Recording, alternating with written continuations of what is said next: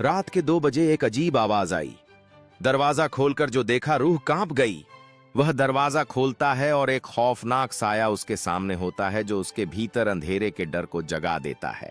रूह उसे अपनी ओर खींचने की कोशिश करती है और उसके चारों ओर एक रहस्यमय धुंध घेरा बनाती है। वह जमीन पर गिर पड़ता है, जैसे उसे समझ में आ जाता है कि यह आत्मा किसी दर्द को व्यक्त कर रही है। वह डर से भागने की कोशिश करता है, लेकिन उन आंतरिक भावनाओं का सामना करना उसकी नियति बन जाती है।